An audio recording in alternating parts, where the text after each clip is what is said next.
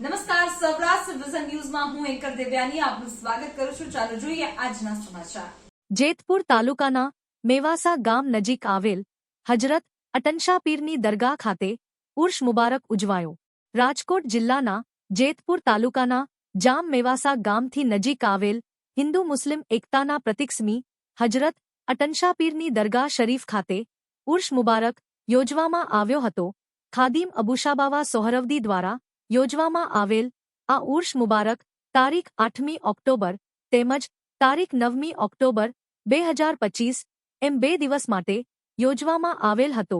તારીખ 8મી ઓક્ટોબરના રોજ રાત્રે 9 કલાકે વિશાળ સંખ્યામાં ઉપસ્થિત રહેલ મુસ્લિમ ભાઈ બહેનોની હાજરીમાં સંદલ શરીફ બાદ મિલાદે શરીફ રાખવામાં આવેલ.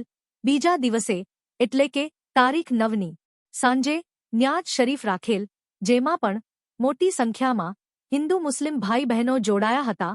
રાત્રે કવાલીનો ભવ્ય કાર્યક્રમ યોજવામાં આવ્યો હતો, જેમાં જૂનાગઢના મશહૂર કવાલ સલીના ખાન તેમજ મશહૂર કવાલ મુનાફ અજમેરીએ પોતાની આગવી શૈલીમાં કવાલીઓ ગાઈ સૌને ખુશ કરી દીધા હતા. હજરત અટનશા પીરની દરગાહ ખાતેના આ ઉર્ષ મુબારકને શાનદાર બનાવવા ખાદીમ અબુશાબાવા સોહરવદીના દીકરાઓ જનાબ સિકંદરબાપુ સોહરવદી તથા જનાબ દાદાશાબાપુ સોહરવદી તેમજ આ દરગાહ શરીફ સાથે આસ્થા રાખનાર મુસ્લિમ બિરાદરોએ ખૂબ સારી જહેમત ઉઠાવી હતી.